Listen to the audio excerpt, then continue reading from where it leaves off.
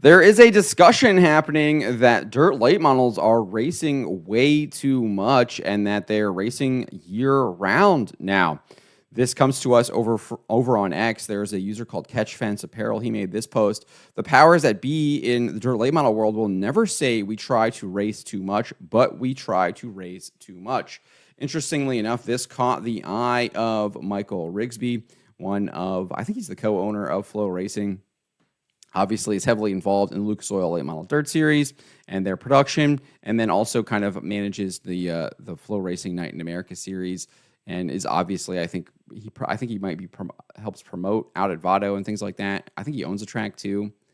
I'm not. I have to probably do a little bit more research on everything he's involved, but he's heavily involved in dirt late model racing. But he responded and says, "I'll bite." So what do we do? If the answer is don't schedule January, February, and the national tours, and we took it off, you know as well as I do, folks would schedule races there, and drivers, and some of the best ones would go. So at that point, the series almost feel obligated to do it, which I get. Pitch me an alternative solution. I'm truly all ears and would listen. And so a bunch of people did obviously take him up here on this. Tech Inspector here says the Florida-Georgia scene took a downturn when it decided to kick off at Volusia in January a few years back. 2020 may have been the last year of normal February 1 start. It has to be a strain on these teams to just sit around. People are delusional to believe the sport will stay healthy, making greedy decisions like these, but it's always been on a slow downward trajectory, and the powers that be never see it. Rigsby responded saying, I do think a reinventing could happen here soon. I think it might be time to reimagine how it works, but it will take cooperation from a lot of people to do that. So it does sound like maybe he is thinking about this. And again, this isn't unheard of, because if we go back to January here, Rigsby posted this. He says, Pierce goes to Vado and wins $75,000 and makes it look super easy. You have to wonder if guys like Moran, et cetera, are looking and going, man, that seems easy. Lots of guys don't want to make the trip west, but 32 has turned it into his personal bank account every year. And you have to think some of those other national dudes want the challenge. Hat tip to Bobby Pierce. And we did get comments from Nick Hoffman, one of the top dirt late model competitors, finished, I think, third in the points for the World of Outlaws last year.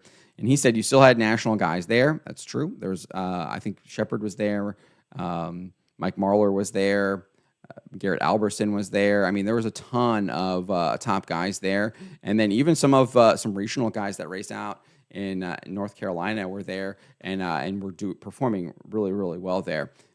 So I love the races at Vado. I think they're great. That night too was a fantastic race of the year so far still. But Hoffman goes on and says Bobby is fast everywhere, but especially fast there. Also, it lands right in his wheelhouse of running on a curb. The money in laps is great, but sometimes we need a break.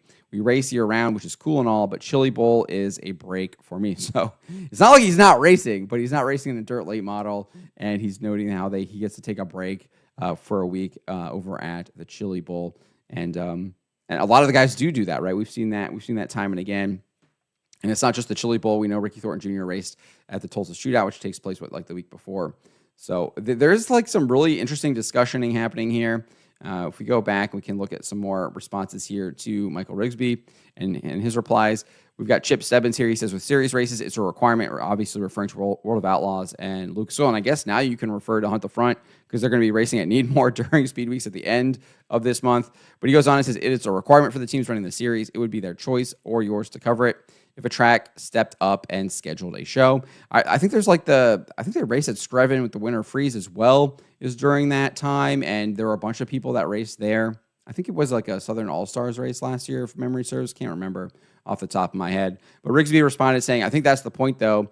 If you had a week of racing in Florida in February that wasn't sanctioned of the top 20 drivers in the country, 10 on each tour, 15 to 17 would go anyways. So if you're a series, you might as well get the brand sponsor awareness of hosting the event. If Lucas Oil World of Outlaws said we're out of the winter, all that's going to happen is someone else has a race and they go race anyways. Thus, the same amount of same amount of dates are happening. I think it's too late for the we race too much crowd, even though, yeah, we just might. So Rigsby is kind of admitting that they might race too much crowd, but just the way things are happening, it is kind of too late. And I kind of feel it. I think he makes some really good arguments here.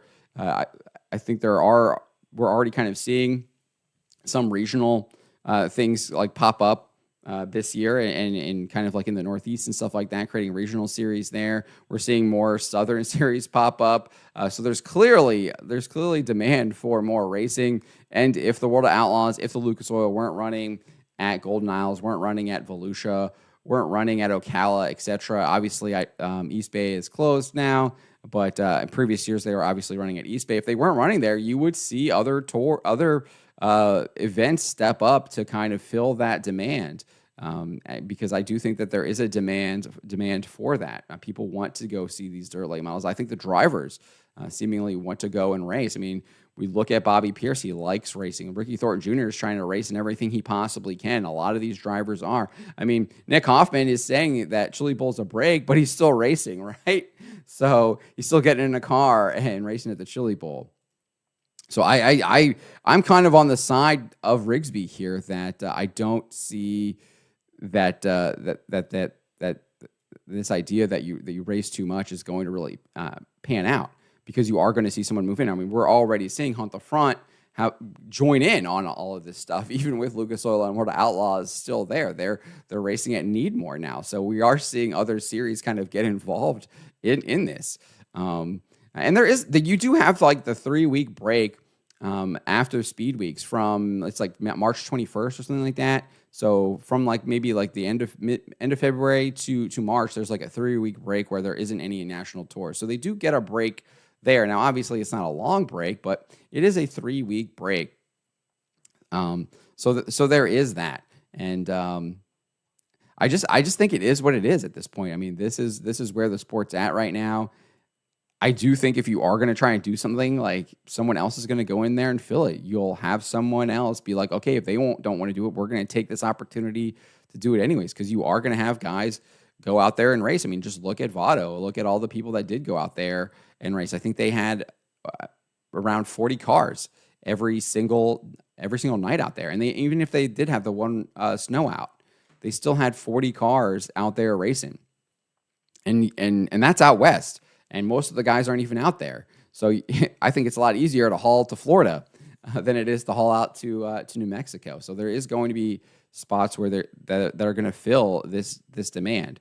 And I think I didn't pull this. I don't have it up, but I think he also talked about how he has another post here that he made back in January. He talks about how, well, it looks sparse at Votto. It is one of like the most popular events for sponsors. Like, sponsors really like to promote at that event, because I think there's also that idea where it's like, it is kind of the only event that's happening at that time. You aren't really having that much competition. Now, obviously, they're competing with the Tulsa Shootout and potentially the Chili Bowl. Last year, they were kind of overlapping with the Chili Bowl. You had Larson trying to do double duty, and so that works out really well, too, when you have things like that happening. This year, it obviously was Lucas Oil and Ricky Thornton Jr. trying to pull double duty with Chili Bowl. Obviously, he was able to do that because of the snow out, or the rain out, or whatever happened down there at I think it was a rain out at Golden Isles, not snow. The snow is happening right now at Volusia. So I think that's what's happening. I mean, that is the state of dirt late model racing right now. But I'm really interested to see what you guys what you guys think about this. We do have some opinions here from Gordy Gundaker. This is what he shared over on X, and he has like an opinion where they should stop racing in January or February until the end of February. Both national tours get 1 week at the end of the month. Mandatory dead season, in a sense, from November to end of February. Dome will be the only race in December. Make the national tours cut races to no more than 45 to 50 a year. And if rained out, no reschedules. No midweek shows, but once a month, 15 to 20,000 to win 2,500 to start leading up to a big race. Pay down the non-transfers as well, excluding summer nationals, Thursday shows of a big event for the no midweek portion. This allows a guy to race 70 to 80 times still if he wants, but also gives days off during each month. And you can still make money. Gives local tracks a chance to get some big names on off weekends and regional races. So I think there's some interesting stuff here that he has. He's posited right here that he's suggested. I'm not sure if I agree with November to end of February being a dead season. I like the Thanksgiving races. I think those are fun. The one at I was at Duck River this year was actually a really good race. So, and I think that you got a lot of guys, regional guys especially, were there to race. and XR obviously dropped out of it, but Hunt the Front filled in, so you did get it on Hunt the Front TV.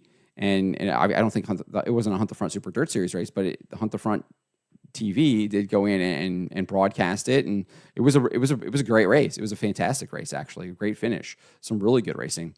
So I wouldn't want to take that away. I like watching those races, right? And I think the drivers like competing in those races for the most part. So I would kind of disagree with trying to make that a dead season. Again, this would ban the Wild West Shootout. I really enjoy the Wild West Shootout. I think that's one of the marquee events of the season. I mean, you've got the Dome, you've got the Wild West Shootout. Those are big events, December and January. So I wouldn't want those to go away from just a viewer perspective. And clearly the drivers like going to them too. And then, as I just talked about, the sponsors like these races as well. So I disagree on that portion. I understand where he's coming from, where you do want this kind of break, and I get that. And you kind of maybe need some of that break sometimes, because you do want to decompress. You want to have time to analyze how your season went, and you want to have time to get ready for the next season. And you want some time to be able to do that. Obviously, NASCAR kind of gives their drivers that break. What do they end in around in November, and they start up in February. So that's kind of mimicking what NASCAR does. But I think dirt late model is a little bit different. I mean, obviously, you just have way more drivers, and they're drivers all across the country, from Illinois to Indiana to Florida to Pennsylvania to New York. You've got people coming from New Mexico, Garrett Alberson. You've got Ricky Thornton Jr. Obviously, he's moved around. Obviously, I think he was most recently in Indiana. I think he's moving to North Carolina now to be closer to Kohler. So you've got people coming from everywhere, right? I mean, we have people from Wild West. Sure, there are people from Oregon coming in. So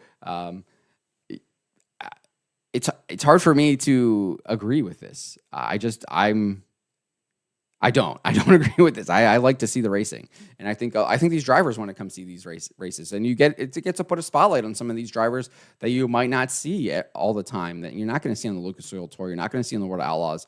So you get these guys that can come down from Oregon and perform really well. You get to see some of these guys that are out there in New Mexico that are going to try and make a name for themselves. Stormy Scott, you get to see him a little bit more often than what you see throughout the year. So I think it probably is a case-by-case basis on the drivers and what they're willing to do and what they want to do. And I think the options to race all of these years is there. So if you don't want to race, you don't have to. Now, obviously, if you're talking about World Outlaws, Lucas Oil, you're starting in January here with Golden Isles. You're starting with World Outlaws at Volusia this week.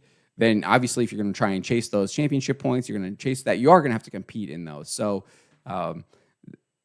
there could be an argument there that you don't start those series championship points there. But maybe a solution could be that you have a non-championship points races that are sanctioned by World Outlaws, sanctioned by Lucas Oil, but they're non-points. So you get your Golden Isles, you get your World Outlaws. They're still there. They're still getting their money. They're still getting their sponsors. They're still getting their TV time. They're still providing their product. The drivers all can go there.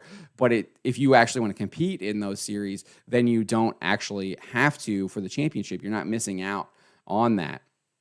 Now, there's obviously a little bit of there's already kind of a little bit of hybrid thing going on where it only takes your top 5 finishes with Lucas Oil, etc. I'd have to look up what World Outlaws does on how they do that with their points, but so I think that's actually a really good solution, is that you have non-sanction, or they're sanctioned but they're non-points, and we already have this. They already have non-points events throughout the year. So this isn't something like they don't do it. So I think that could be an interesting solution, is if you have these are non-points events. So you have the Wild West Shootout. It is a non-points event. It is kind of its own thing. It's not being sanctioned by Lucas Oil. It's not being sanctioned by World Outlaws. So that could be a really good solution for this. For some of these drivers that are on a bit of a tougher budget, they want a little bit of a break. They want to be able to have time to analyze, have time to prepare, and they're not constantly go. So I think that's a good solution. But let me know what you guys make of this. I've kind of rambled here for a little bit. Hopefully it was entertaining for you, but let me know what you guys make of this. Do you think the dirt late models are racing too much? If so, do you have any solutions for it? If not, do you want more races? And where would you like them to race more? And what kind of events would you like? Because I think that's the other side of the coin on this as well. But let me know what you guys make of all of this in the comments below.